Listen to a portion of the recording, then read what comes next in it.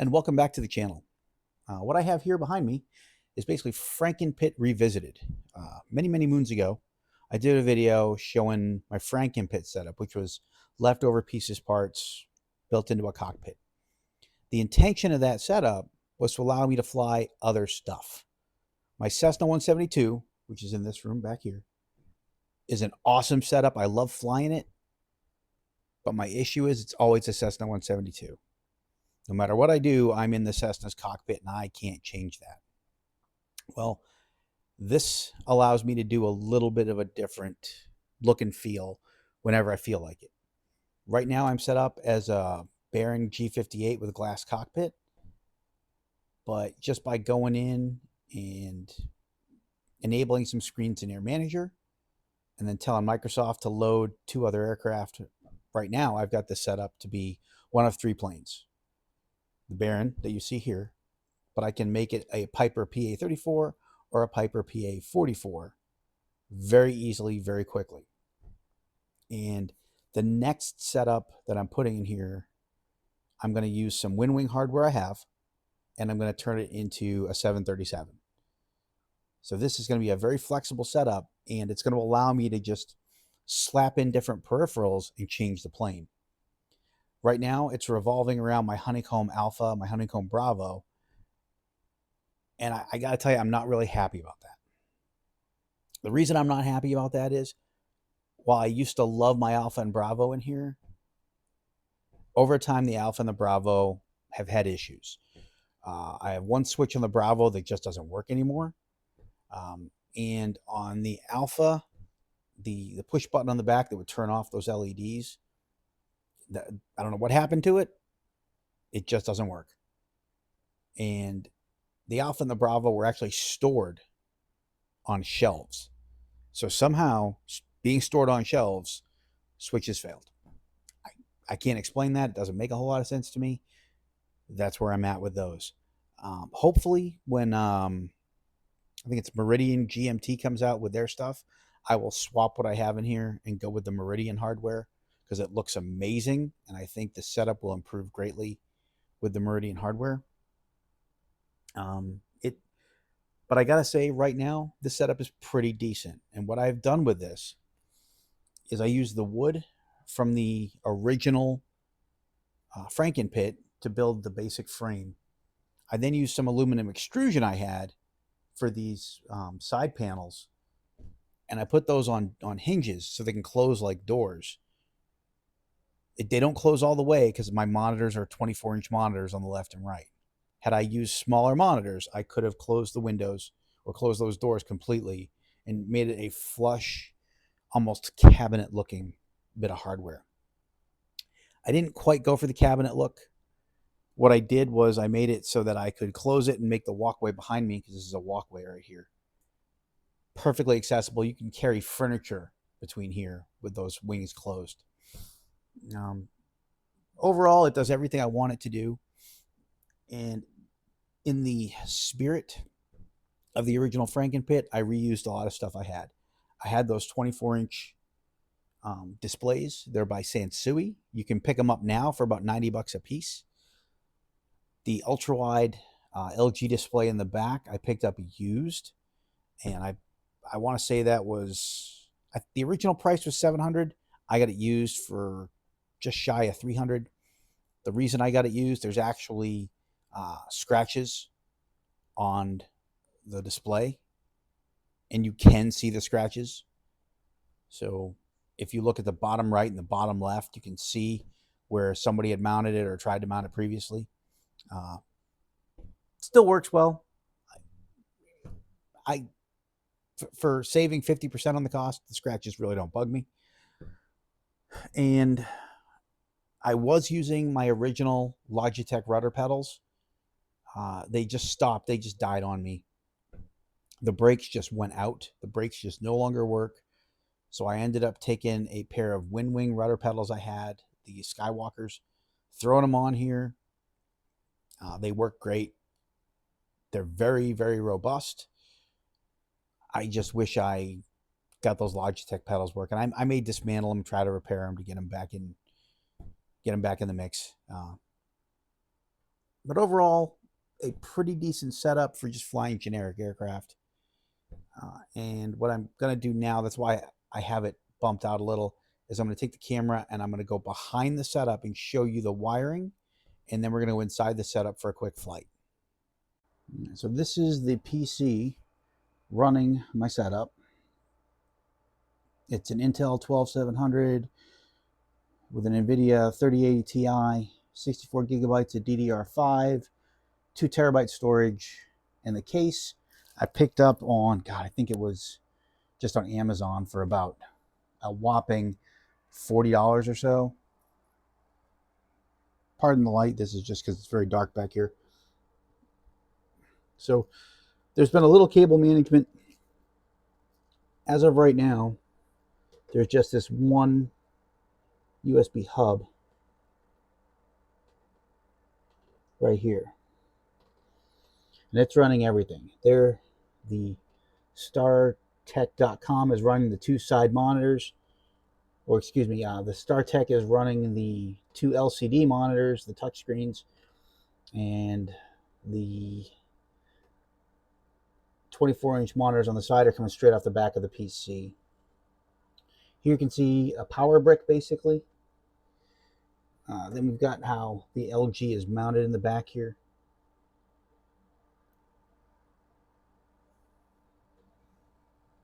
I am going to neaten the cables up, but I pulled it out just so you could kind of see how everything is set up. Nothing fancy, mostly USB.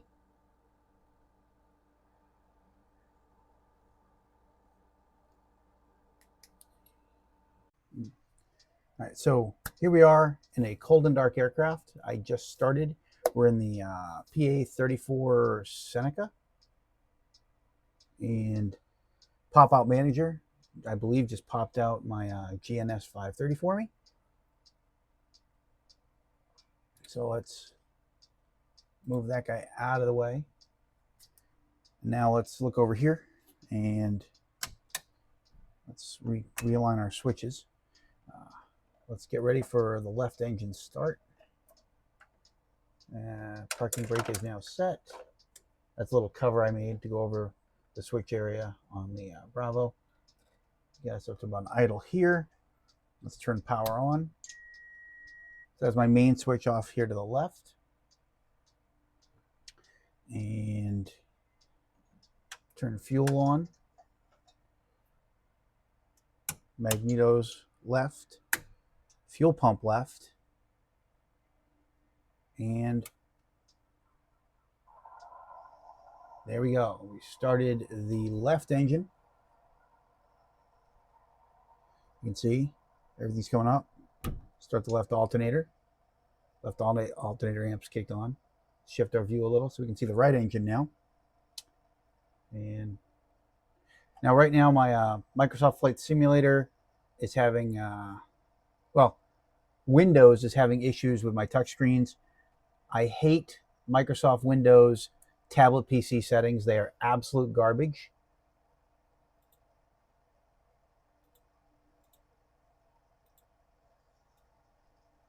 So we'll resize our window a little here underneath.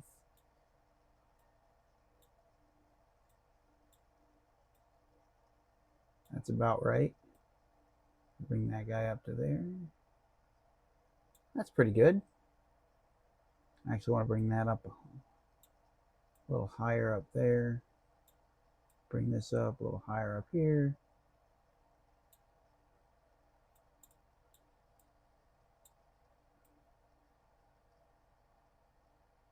Almost where I want everything to be.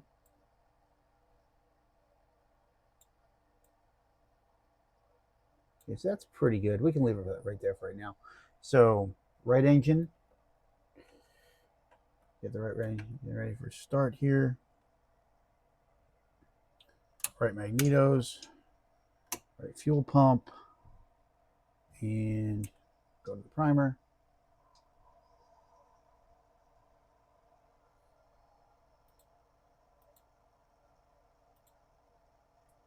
All right, so there we are. And let's turn on the right alternator. Now let's turn on a lot of our navigation lights, and our pitot heat.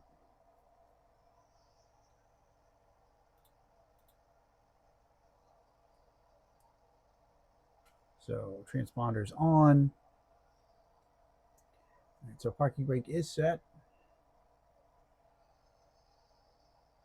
And let's zoom in. Now, one problem I have, and I haven't been able to fix it in Microsoft Flight Simulator. I'll show you what it is.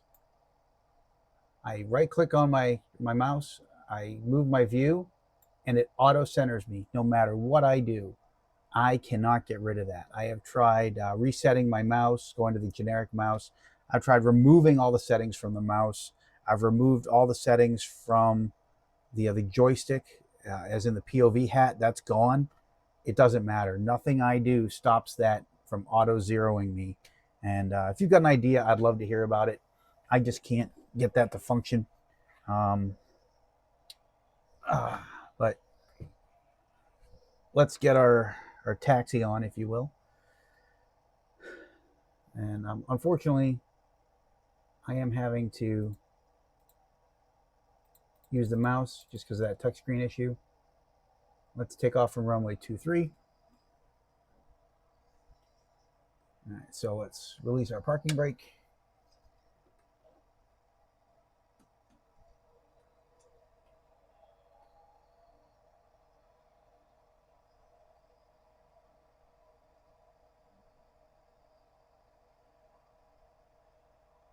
We're trying to power through this turn.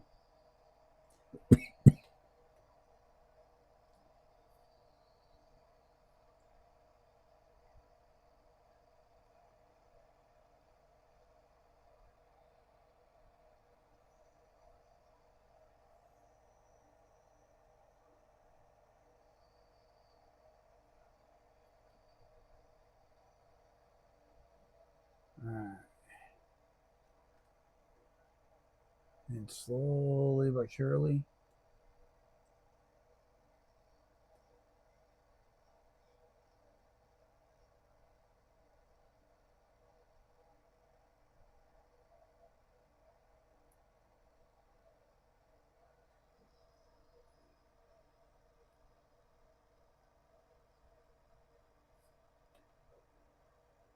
These are new rudder pedals to me, so, or at least in Microsoft, so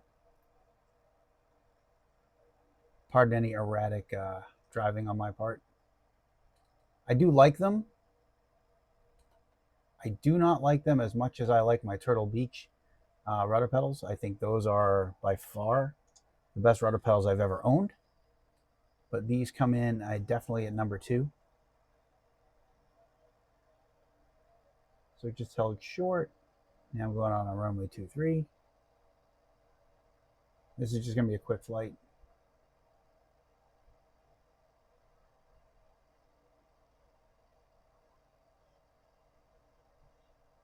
As we center up.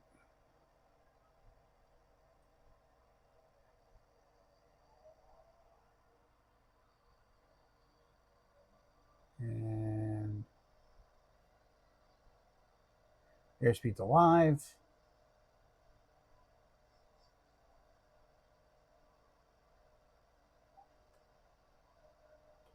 And rotate. And we are airborne.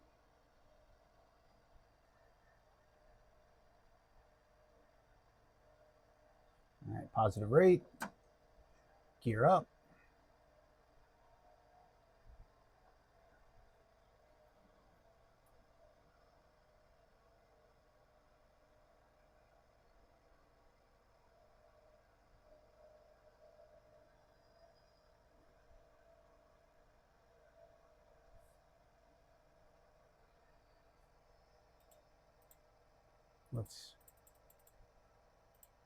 There we go. All right, flaps up. All right. And we have Fisher's Island off to our left. We'll be turning over that on our way to Westerly.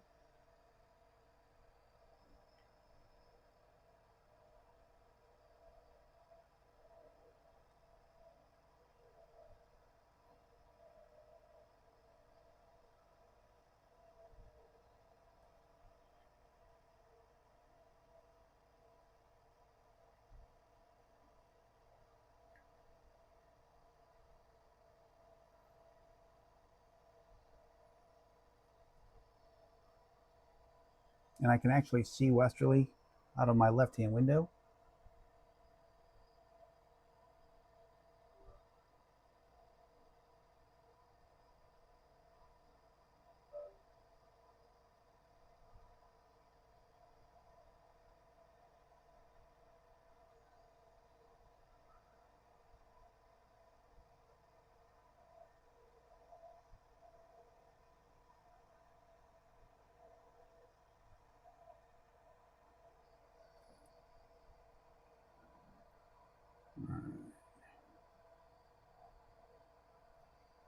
So now we're cruising at about 2,000 feet.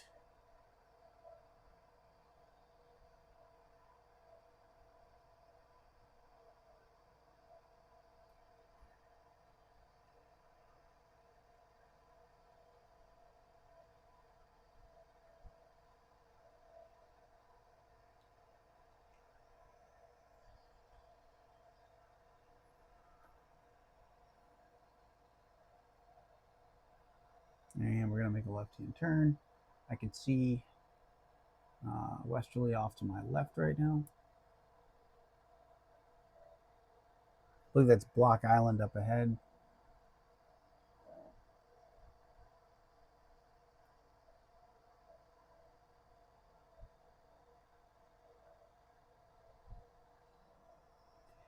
But I got to say, even though the side displays are at a lower resolution, I do love having my peripheral visuals when I'm flying.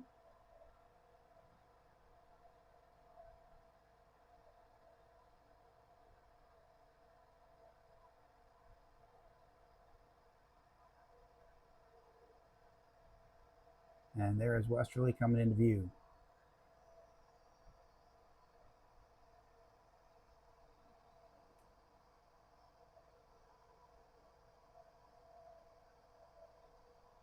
Now this would be a ridiculous flight to make in the real world, because by the time you factor in your pre-flighting the aircraft and going through all the checklists, you could drive here quicker than you could fly here. So it'd be kind of ridiculous in the real world to do this, but I think it makes a fun little demo flight. And I'm now trying to get us down.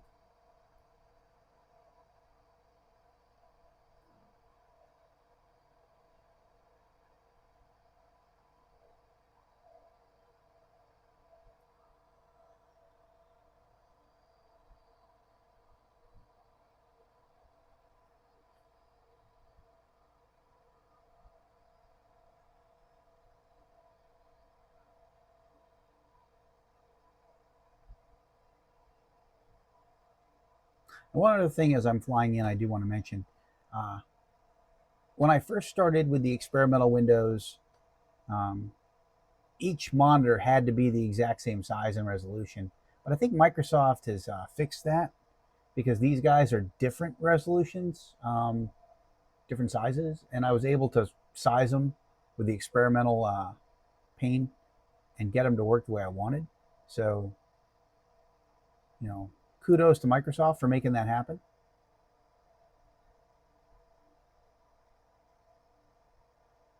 All right, and we're coming in, so let's go with flaps down.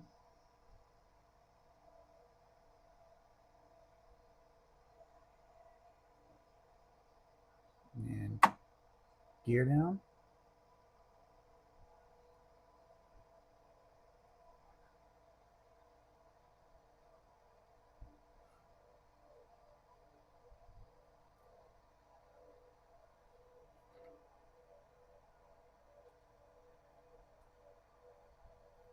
All right.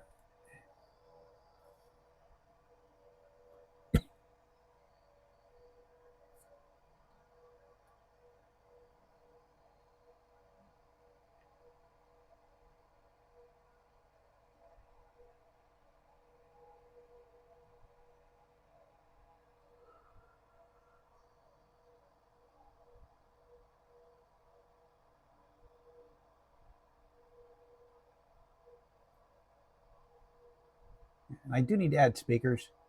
I've been so focused on the flying aspect that the audio aspect has kind of eluded me.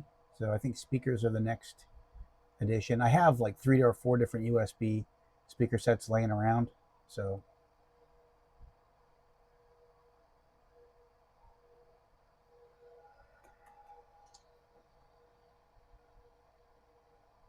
all right.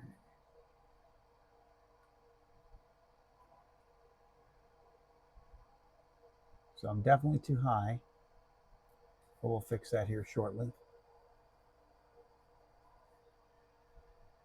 There we go.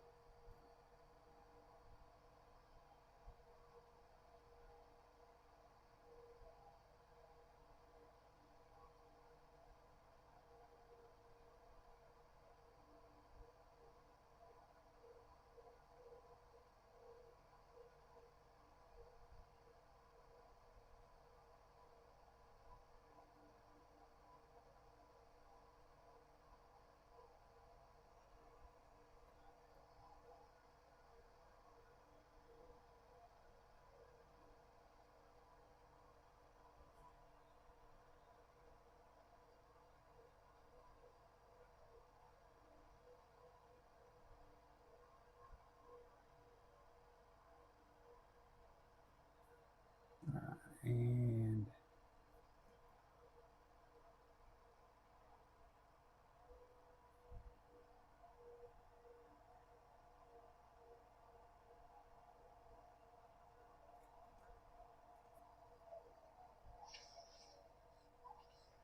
a little bit of a rough landing there. It looks so promising. But here we are.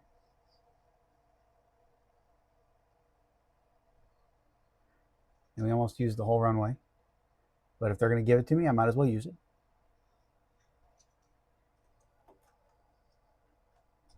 So flaps are up. And now we will taxi over to the parking area.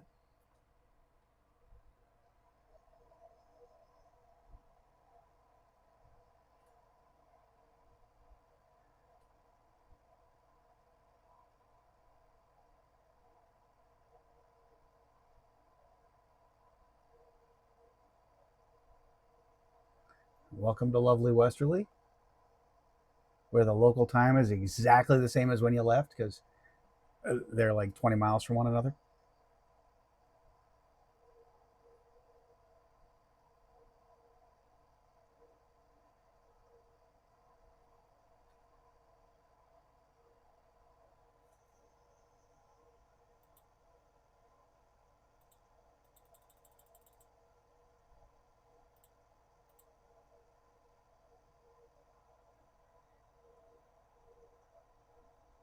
And one of the parking areas is up here on the right.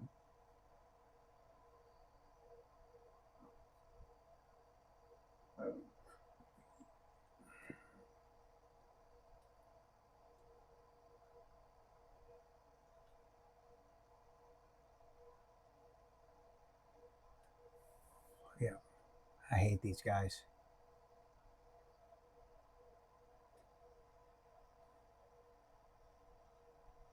And not a great parking job, kind of sudden.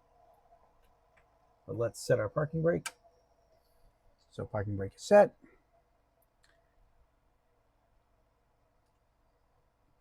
And that was our quick flight. Now this is in the Piper Seneca.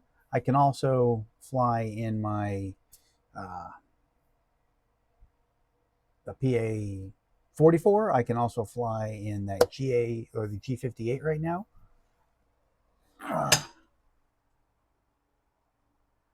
You can kind of see.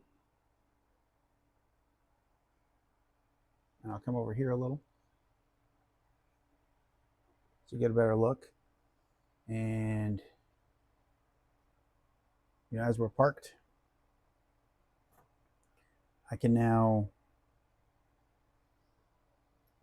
basically feather the prop, you know, go through shutting everything down. We'll shut down the left guy first.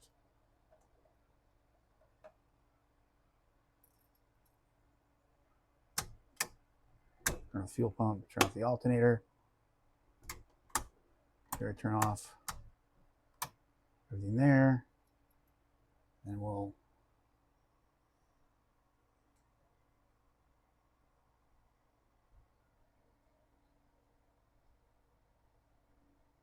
And I can see that right engine, and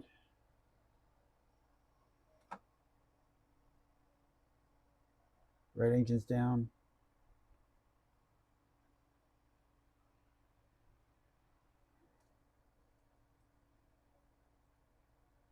And then here, I just turn off the fuel pump and turn off main power. And the aircraft, in theory, should be cold and dark.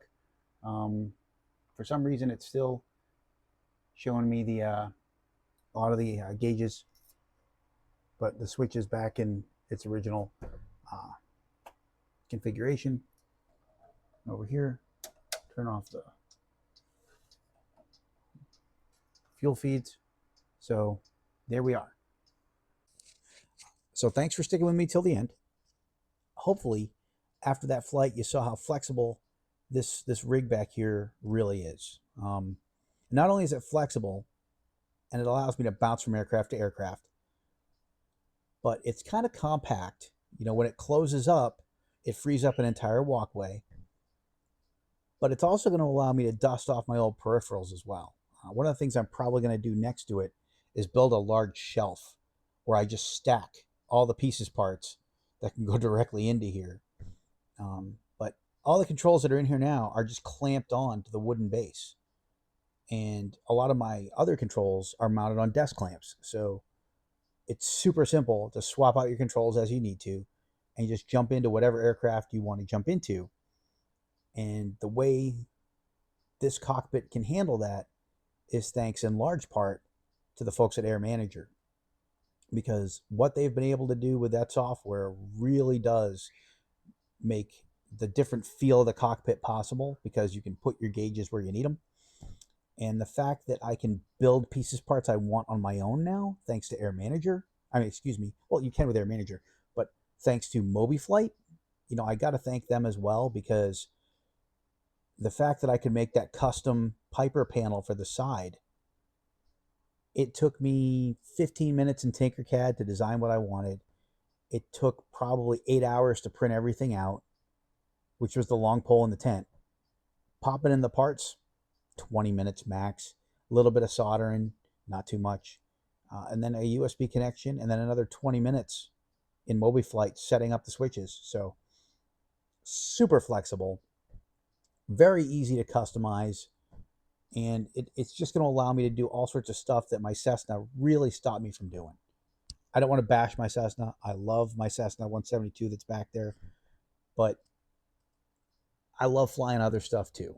So if there's stuff you want to see me fly, if there's aircraft you want to see in here, ask away. I would love to throw them in there. And if there's questions on hardware that I'm going to use, or if there's stuff you'd like to see, let me know. I probably have purchased just about everything you can think of. I have a bunch of WinWing stuff now. I have a bunch of Turtle Beach stuff. I've got my Alpha, my Bravo. A lot of controls are kind of, you know, on hot standby, if you will.